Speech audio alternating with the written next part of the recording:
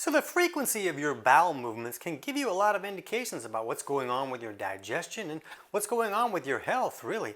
And I got a great question over on our 6 ways to improve chemical sensitivities video where at no way I said that right, but says, "Hi sir, thank you very much for your work. Sorry to post this here, but I was wondering what is the ideal frequency to poop?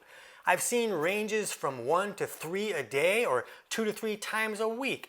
I think the optimal is after every meal like your pet dog." And I don't really like to model things after a pet dog. Most people's pet dog is eating this processed food that is made of ingredients that dogs really shouldn't be eating anyways. So dogs also like lick themselves. I just don't want to model everything after what our pet dog is doing. And keep in mind that I don't know at Chayman and I don't know their situation. I couldn't possibly be giving them any type of medical advice. And I'm not a doctor. I'm not giving you medical advice. I'm just a stand-up comic turned nutrition author because when I lost my voice for 8 years, 23 different doctors couldn't help me figure it out and I had to dig for my own answers. So this will just be an educational video that'll help you figure out the right questions to ask your doctor. But when we're looking at this bowel frequency and what really is the magic number, we're not going to be talking about bowel transit time necessarily. I'll do another video where I dig into that a little bit deeper, and bowel transit time is just how long does it take for this thing I ate to come out the other end. So we'll dig into that in another video, but it can affect this a little bit, but you'll understand when we talk about some of these other factors. So first of all, what is normal? And we'll look at this study here on assessment of normal bowel habits in the general adult population. And I'll put the links to all these studies in the description below this video if you want to dig into them a little bit more. But they're saying that normal is anything from 3 times a week to 3 times a day. So that's a really large variation in there. And keep in mind that we're looking at normal. The population is not really healthy normally. So what's normal shouldn't really be what considered is optimal. We want to look at what's optimal. We want to poop like a champion. So let's look at what the real situation would be that's really going to be optimal for you as far as your bowel frequency goes.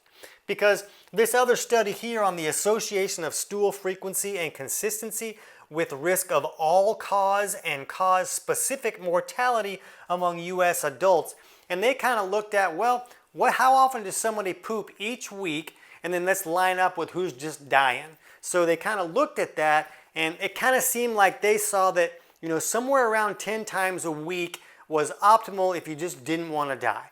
And there's a lot of things that go into how often you're going to poop, and a lot of them are health issues that can slow things down or really speed them up. So it does make sense that large variations in there where someone's way off of what most people are seeing could indicate that there could be some trouble to their health and some major trouble on the way. So I'm okay with that, and 10 times a week, I'm kind of okay with that too, because I really like to see more along the lines of 1 to 2 bowel movements per day, and that lines up pretty well with 10 times per week. But what I don't want you to do is I don't want you to have a number of bowel movements be your goal. I don't think that's the right way to do it. And I'll put a link to another study below that just kind of looked into, okay, we're going to use like a laxative or some like Imodium type medication to either speed up the bowels or slow them down, and then we'll see what that does to the person's health. But that's just really not the right way to look at it. You're just manipulating the speed at which things are moving through, and there are a lot more very important factors that happen in the body that are going to dictate that speed. So if you're just manually doing it, like we know that a dog wags its tail when it's happy, but if you go up to a dog that's barking and growling and showing you its teeth and you just grab its tail and wag it, is that going to make it a happy dog? He's not going to give you smooches. He's still going to be mad. So we want to look at the actual underlying cause of what's creating these things where it's not frequent enough or it's way too frequent. So we want to look if things are moving too quickly and you're having too frequent of a bowel movement, then that can be an indication that things are moving too fast for you to really have time to assimilate the nutrients in that food. That's why we eat food. So that can be a really big deal. If things are moving too slowly, then that has the ability to restrict you from removing waste from the body. Now some of those toxins can get reassimilated back into the system and become a burden that the body has to deal with. So when I'm looking at a client and saying, well, how many times are they pooping per day or per week? I want to put other aspects and other factors into that viewpoint. I don't want to just look at that number. That's not enough to understand if that number is a good or bad thing. So we want to look at other digestive symptoms, things like burping or bloating, indigestion, constipation, a stool that's way too hard, or maybe way too infrequent. They're not having enough bowel movements, acid reflux, some type of pain or discomfort after they eat. All of these things are usually associated with an inability to acidify our food in the stomach correctly. Now, a lot of them can be caused by other factors like an overgrowth. We'll talk about that in a second, but a lot of those other factors are usually caused by not having enough stomach acid. So the front door was open and all these bad guys came in and set up camp. So that's common for that. So I want to look at those as a piece of information for what may be slowing down or speeding up these frequent bowel movements. Other possible symptoms can be like nausea, diarrhea, a soft stool, maybe too frequent on the stools, a light colored stool, skin like acne or other skin type issues, or a greasy stool, like what's leaving like a skid mark on the toilet when you have that. Now all of these are often signs that bile is not flowing from the gallbladder correctly. And bile is a very important part of our digestive process. So this is not always the case. Some of these can overlap and create some other issues as well, but these are just the most common signs. So when I'm looking at the frequency of the stool, I also want to know, what about all these things? What's going on here? If none of these things are going on, and someone might not be having 1 to 2 bowel movements per day, but there's no other digestive symptoms, then I'm not so concerned. I'm not looking for a high score on their poops. I just want to know, is this a piece of information? So I'm looking at this frequency as whether it's infrequent or too frequent as just a piece of information. It's just letting me know a piece of the puzzle that's going on. So another factor that can dictate how often this bowel is going to move is hydration and electrolyte levels. A lot of people that are really low in electrolytes, they don't like water, and they'll tell you, like, I don't really like to drink water very much. It's because when they drink a lot of water, they wash the small amount of electrolytes that they have in the body out, and now they can't hardly function as a human. So we need electrolytes to do a lot of processes in the body. So they'll even avoid water just because they don't have enough electrolytes to kind of feel good when they drink it. So when there's not enough water, now everything in that intestinal tract is going to move through slower, especially in the large intestine and in the bowels, because it becomes too hard and dry to move correctly. So another aspect we want to think about is water traffic. There's an imbalance that can happen in the body where the body will then send too much water to the kidneys and not enough to the bowels. They may be up peeing like all night, but they don't poop, but maybe once a week. And so that can be a factor. I'm not going to dig into that too much here, but at the end I'll point you to a video that can help you understand that more if you're leaning more on that constipated, not so frequent in the bowel movement area. We also want to think about microbial toxins. I'll put this link below here for aberrant bowel movement frequencies coincide with increased microbe-delivered blood metabolites associated with reduced organ function. And this study was looking at some specific, microbial-derived toxins that occur in the body from, this bacteria and stuff that's in our intestinal tract. And they found that when things were moving slower, that more of these toxins accumulated, and then they became a burden to some of our other organs, like even the brain and especially the kidneys.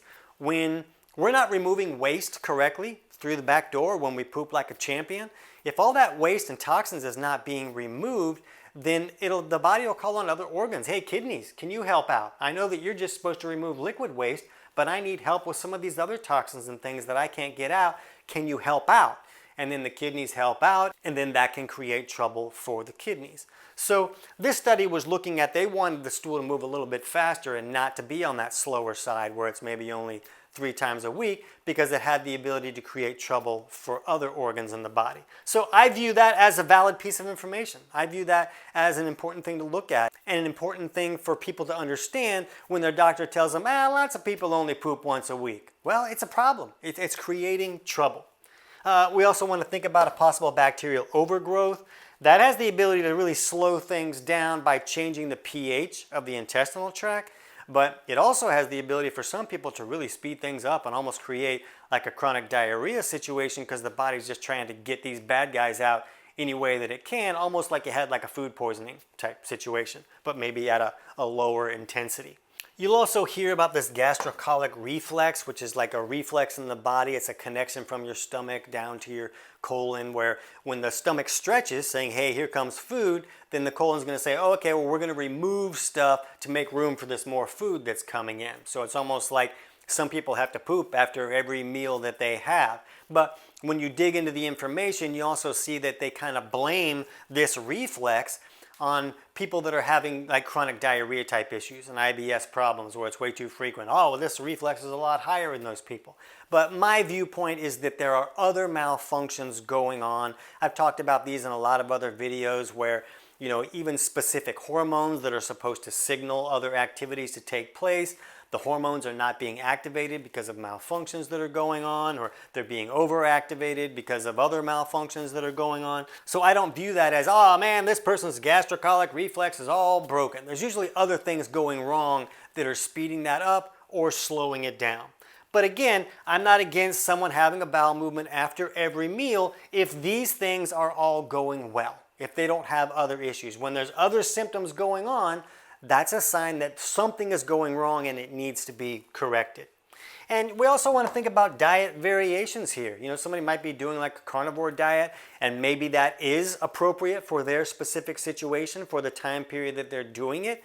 And maybe they're going to have, less bowel movements because of the lower level of fiber or even the lower volume of food that they're bringing in. Maybe they're doing some intermittent fasting that is actually appropriate for their body chemistry. That is not appropriate for everyone's body chemistry, but maybe it's right for them and they're bringing in less food. So we want to think about what's a person eating, what's the fiber content, what's the volume of that food that would push more stuff out and make bowel movements show up a little bit more frequently. So I view it as a 1 to 3 bowel movements per day is pretty optimal, but I also want clients to have a bowel movement every day. If someone's not having a bowel movement every day, there's probably adjustments that need to be made. We want to get rid of waste. We want to get rid of that junk. It's important for a lot of reasons. And not only that, if things are moving too slow, that's a sign that you're not breaking food down well enough to get the nutrients out of that food. We really want the nutrients in those food.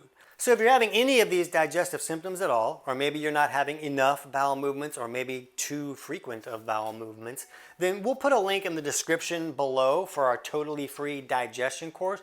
And that'll kind of walk you through figuring out which aspects of digestion are not working correctly and steps you can take to improve those. And that free course also helps you understand this water traffic situation, helps you figure out, am I leaning, in some type of imbalance that's sending too much water to the wrong place? It can help you figure out in case that's a factor for you. But right now, if you want to understand some steps you can take to either speed up or slow down your digestive process, you can jump over and check out our video on how to speed up digestion or our video on how to slow down digestion. I can't wait to hear about your results.